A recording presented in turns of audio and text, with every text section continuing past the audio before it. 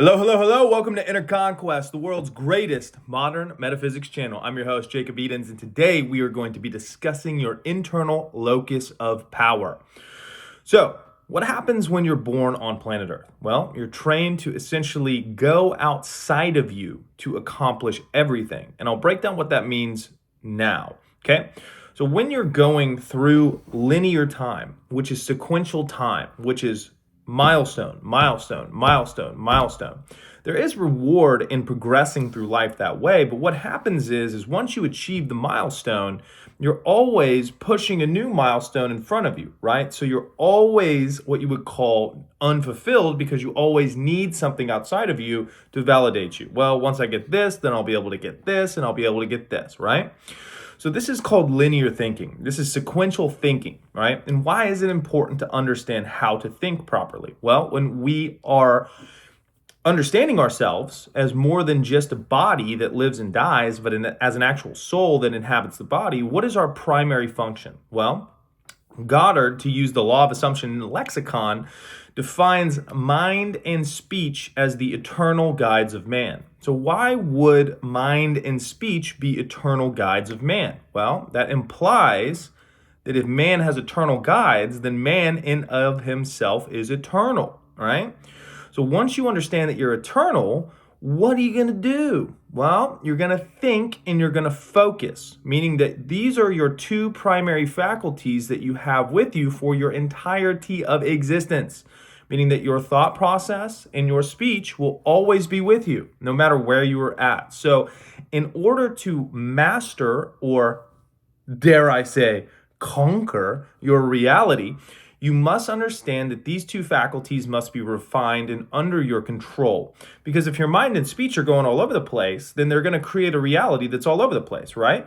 So disciplining these things, discipleship, where have we heard that word before, is bringing them under your control. So who has things under their control? A slave or a master? A master has things under their control. So you want to understand that you are a master, right? By mastering things, you do basics every single time.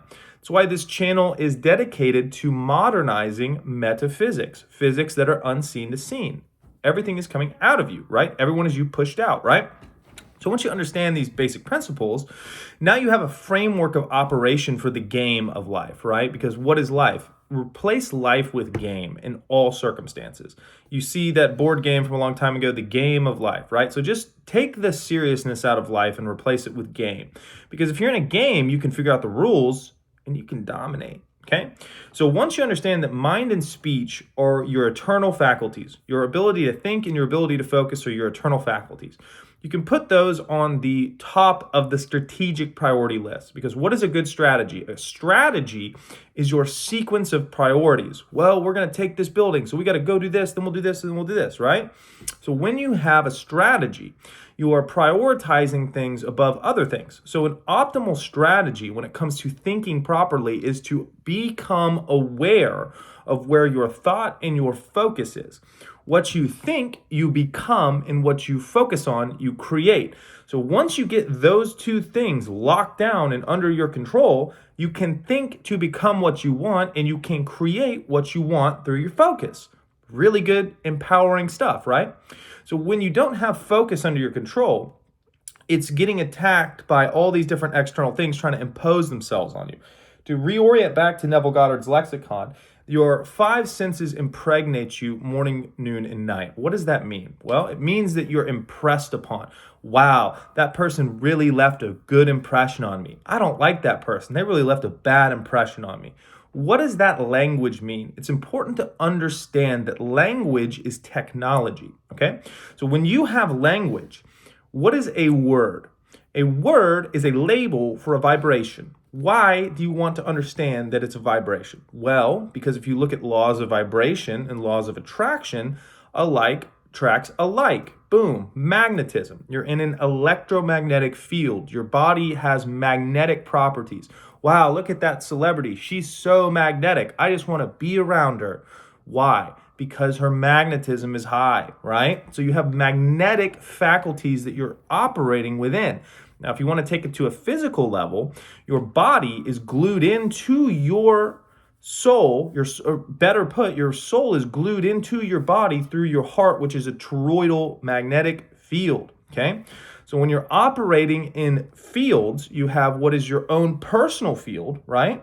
And then you have a greater field of reality. So by understanding that your intention, your thought, and your focus can program this field to oscillate at certain frequencies, meaning that you can plug in what you would call a mood or an attitude or a dominant state of being, you can attract things that are like that in nature, is hyper empowering, especially when you're doing it intentionally.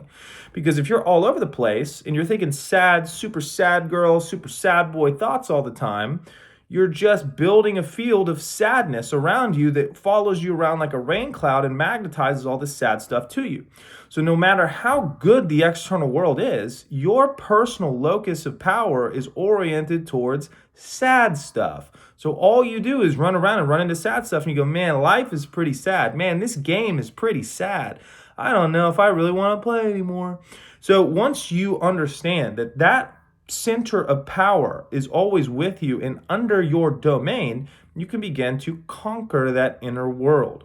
What does conquer mean? Well, you want to take a scripture lexicon as interpreted through individualized characters in scripture representing states of consciousness. You could orient yourself to the city of Jericho story, right? The city of Jericho was to be conquered, and it was done with a spy and a harlot, okay? What does that mean? Spy represents your fourth dimensional reality, meaning that I can see Cancun in my brain right now. But Jacob, you're not in Cancun. How can you be in Cancun? I don't know. I'm seeing it in my mind, okay? Harlot gives you whatever you want, right? There's nothing off limits. I want you to do this. Yes, sir, whatever, okay? So when you go into a mental state and you dwell there, i.e. the city of Jericho, that's your goal. You go to the city center, you blow the trumpet 7 times, you persist in that center. Your spy is in the center. Your spy is in that middle state of consciousness of where you want to be. It has to be given unto you. Yes, of course, it's going to be given unto you. So understanding that mental dynamic gives you the ability to inhabit states of consciousness that are wanted in all opposition to your entire external world, thus freeing you, right? You can conquer anything through your insertion of yourself into a state of consciousness. If I am chronically in a state of depression, wherever I go, it's so depressing. If I'm in a state of victory and conquest and winning everywhere I go, I can't stop winning. I just keep winning. So in order to control your external world, you have to control that internal world of where your attention is placed in a state based in how your thoughts are thinking as if you are the person that you want to be now, right? When you have states of fulfillment, they have one thing in common. They imply that you are who you want to be and that you have what you want to have now. That's how you gauge whether or not you are, to take another scriptural term, thinking righteously. It's not about a moral thing. Sinning is harped on all the time. Sinning is an archery term which means to miss. So if you're thinking as if you're the person who doesn't have what they want to don't have, or you're focusing as if you don't have something, you're essentially thinking and creating a version of yourself that doesn't have. And you're focusing on an internal reality of lack, which is a non-fulfillment reality. But your idealized self is the version that has that and is that now.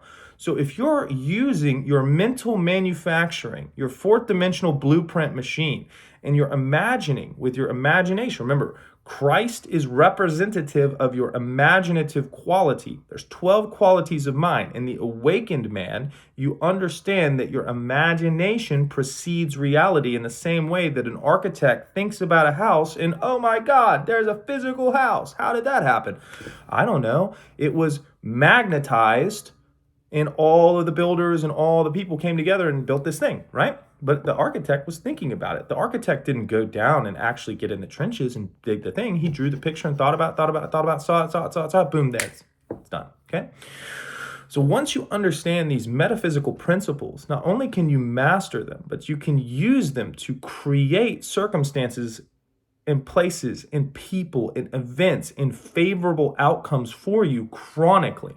Because it's way better to have a state of consciousness of being the way you want it to be all the time, and then layer on specifics for different manifestational things like I want this car, I want this person, etc.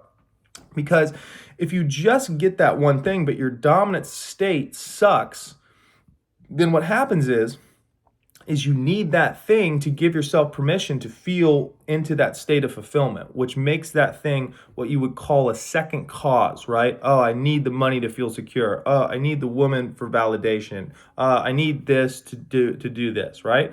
So anytime you have second causation, which is the opposite of primary causation, which is understanding that the state that you're inhabiting is expressed outwards, you're essentially a slave to that thing.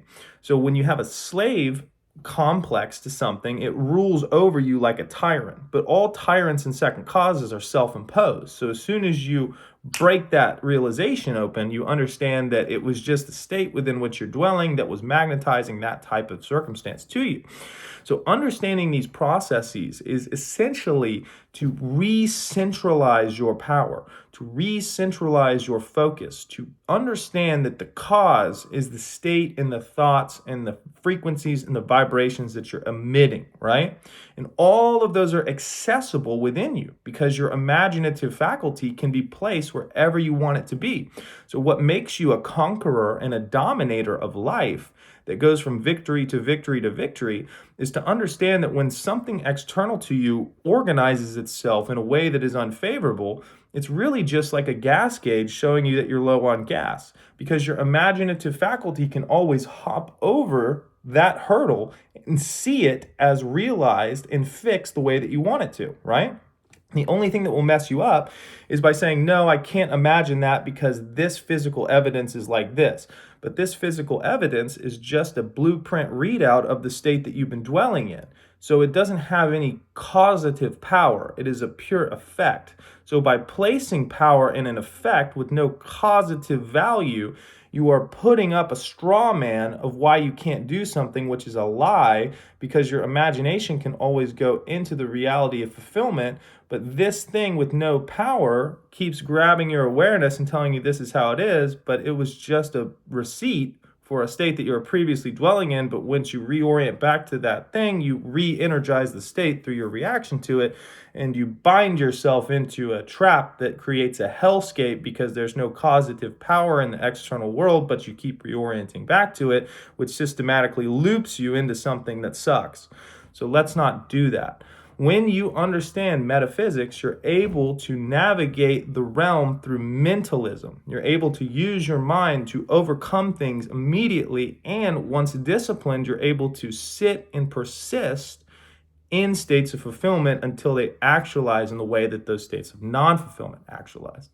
So I know you guys enjoyed the video. Feel free to leave comments of videos you'd like to see in the future. Additionally, the link tree has my protocols.